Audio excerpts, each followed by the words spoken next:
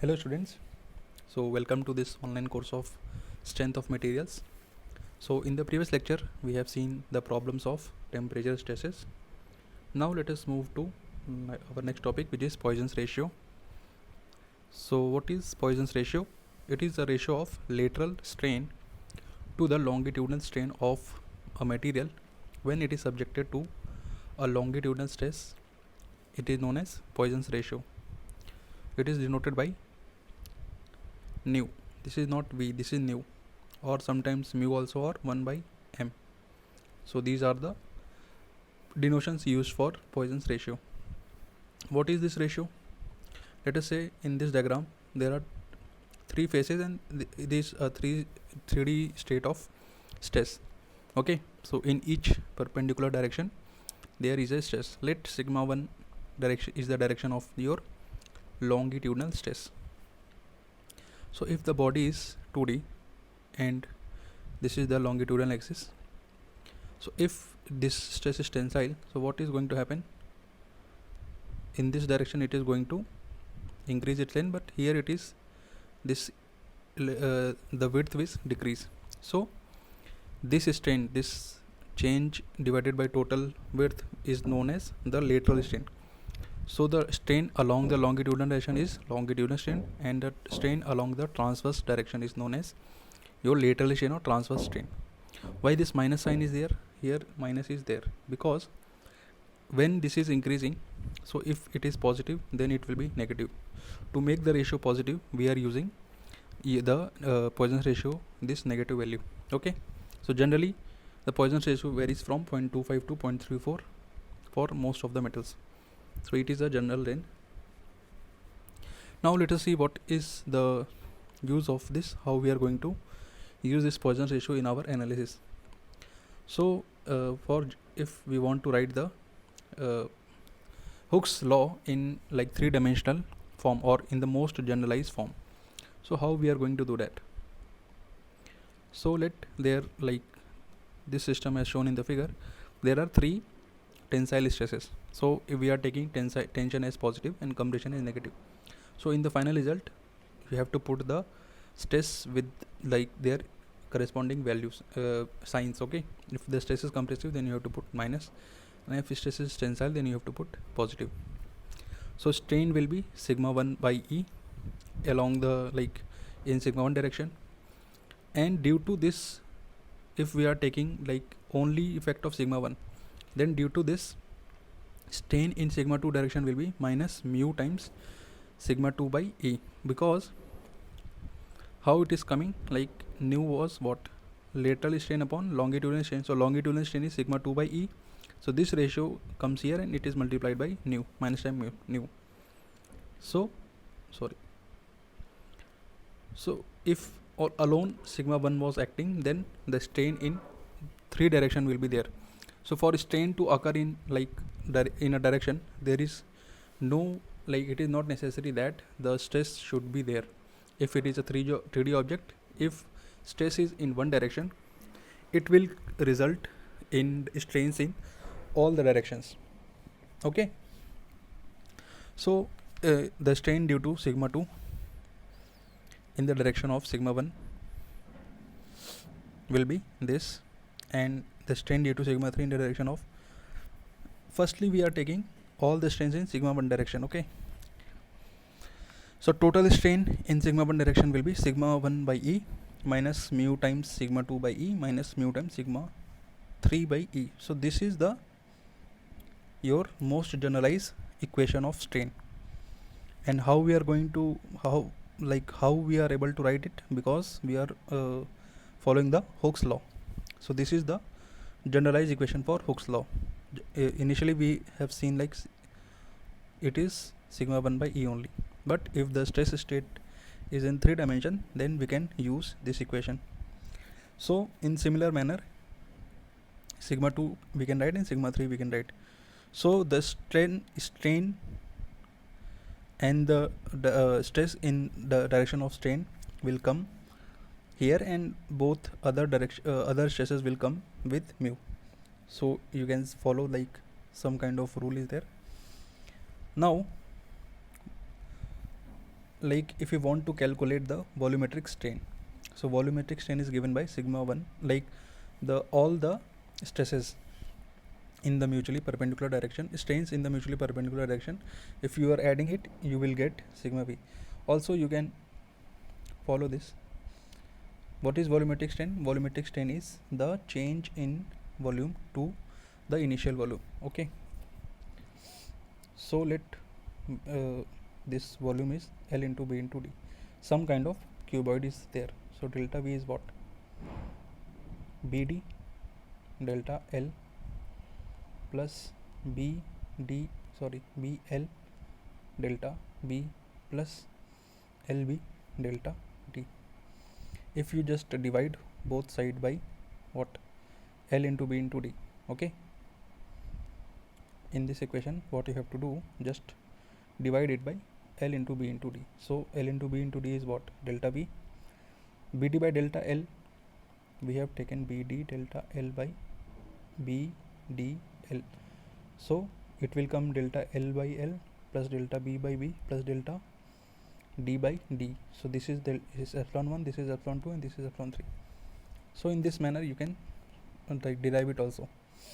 Okay, so your total volumetric strain is given by the strain corresponding to 3 mutually perpendicular directions. So sigma 1, epsilon 2, epsilon 3, we have to add it, and after adding finally you will get what? This result. This is very important result. So epsilon v can be find out by sigma 1 plus, this is sigma 1 plus sigma 2 plus sigma 3 by E 1 minus 2 mu. Okay, here, so here this is sigma 1 plus sigma 2 plus sigma 3. So if like some incompressible material is there, that means volume change is 0. That means sigma 1, either sigma 1 plus sigma 2 plus sigma 3 should be 0, or nu should be 1 by 2. So in objective problem you can easily get this type of questions, like what is the value of like Poisson's ratio if the material is incompressible. So directly you can write mu is 1 by 2 or 0.5. Now let us try to solve, try to apply this equation whatever we have just read. So a steel bar is given as 35 mm by 35 mm in cross section, and 100 mm is length, and it is acted upon by a tensile load of 180 kilonewton along its longitudinal axis, and 400 kilonewton and 300 kilonewton along the axis of the lateral surfaces. So we have to determine the change in the dimension of the bar, change in volume, and longitudinal axial load acting alone to produce the same longitudinal strain as in first. So first we will try to draw this diagram. So it is something like this. Okay, so this is square. Now this length is given as 100, this is 35, and this is 35. Okay, tensile load is acting as 180 here, 400 here, and 300 here. Clear? Now we have to check the change in dimension of the bar. So we have to calculate first epsilon 1, epsilon 2, and epsilon 3. Correspondingly we will calculate the dimension. So this is the diagram which I was talking about. So this kind of orientation is given for the load, and you can see like the section is cross section is square. So easily you have to find for change in dimension along length, we have to find epsilon 1, epsilon 2, and epsilon 3. So let sigma 1, sigma 2, sigma 3 be the stresses, because load is given. So first we will convert this load into stresses, then only we can apply the Hooke's law, generalized Hooke's law. So the stress 1 is coming out to be 146.93. Stress 2, you have to just put the value and divide it by the cross sectional area. So cross sectional area for, let us see, like for 180 kilonewton, this area is what? 35 by 35, 35 into 35, this is 35 square. For 400 kilonewton, the area is 35 into 100. For 300 kilonewton also the area is 100 into 35. So you have to check on which area the load is acting. That will give you the stress, average stress. So sigma 1 we have to calculate sigma 2 and sigma 3. So these three values we are having. Now epsilon 1 is simply the formula we can use, sigma 1 upon E minus times nu sigma 2 by E minus nu sigma 3 by E. Put all the values. E we have taken as common and just put the value. Nu is given as 0.3, E is given as 205 GPa. So epsilon 1 is this. In the same manner epsilon 2 is this, and in the same manner epsilon 3 is this. Now change in dimension will be given by delta L. We have to find delta B and delta D. So delta L by L is epsilon 1. Just multiply epsilon 1 by length, epsilon 2 by width, and epsilon 3 by depth. So finally we will get this is 0.0442 mm, this is 0.0076, and this is 0.002125. So in this manner we have solved the first part. Now the second part is change in volume. So directly we are having the formula of epsilon V. So this is what, again this is not, this is sigma 1 plus sigma 2 plus sigma 3. So put all the values. E is given, mu is given, you will get the volumetric strain. So volumetric strain is nothing but delta V divided by the total volume. So if we multiply the total volume by this value, you will get the change in volume. That is coming out to be 82.92 meter mm cube. So due to application of this stress, the stresses, compressive stresses, the volume is going to change by this much, 82.92, almost 83 mm cube.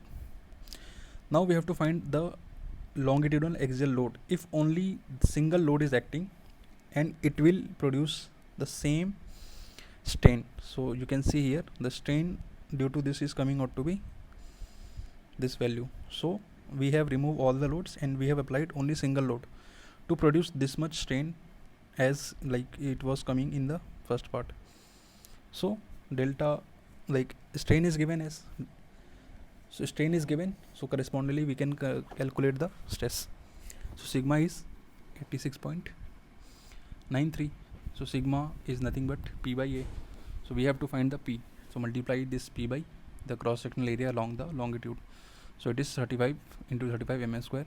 So it is 106.49 kilonewton. Clear? So this is the, in this way you can solve these type of problems. Now let us see one more problem. A square steel bar of dimension 50 by 50 by 150 mm is subjected. So same as previous question, like dimension is 35. In the previous question it was 100 into 35 by 35. Here it is 50 by 50 by 150. Is subjected to an axial load of 250 kilonewton. Determine the decrease in length of the bar if the lateral strain is prevented by the external pressure. Now what we have to do, we have to find a axial load is given to us. Now we have to prevent. Let me just show you how we are going to deal with it. So this is your bar, okay, it is rested here. So it is subjected to a axial load of, let us say, 250 kilonewton. So due to this, what is going to be there, it will, the bar will try to expand, but we want to prevent the lateral strain. So lateral strain, to prevent lateral strain, we want to apply some kind of pressure or stress. So we have to determine this value so that there is no lateral strain in the bar. Okay, so this type of equation is like some, this is the orientation of the bar and the load, and we have assumed sigma t transverse stress which we are going to apply so that there will be no no lateral strain. So you can see if we are taking 250 as compressive, so this also will be compressive to nullify its effect. If it is in this direction, so strain will increase. We have to prevent it. So if like nothing is, if you are not able to understand this concept, just put sigma t in any direction. If it is coming to be positive, that means the assumed direction is correct. If the final value of sigma t is negative, that means the assumed direction is wrong.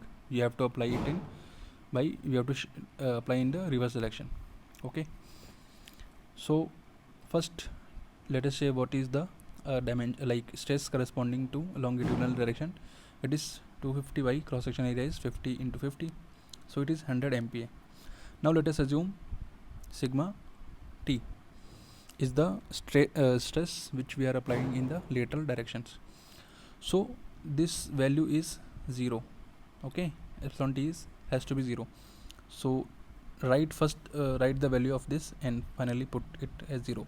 So sigma t by E minus mu times sigma t, because there are two stresses, okay, and sigma 1 by E minus mu, it is 0. So from here you can get the relation between sigma t and sigma t and sigma 1.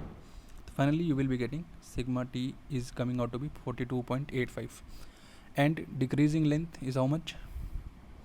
Just put the just write the equation along length. Here it is 1, because along length sigma 1 is there, and here it is t. So put all the values, you will get 0.054. So in this manner we have completed this chapter. Few small topics are there that we will try to cover in the next lecture. So this is all for today. Thank you.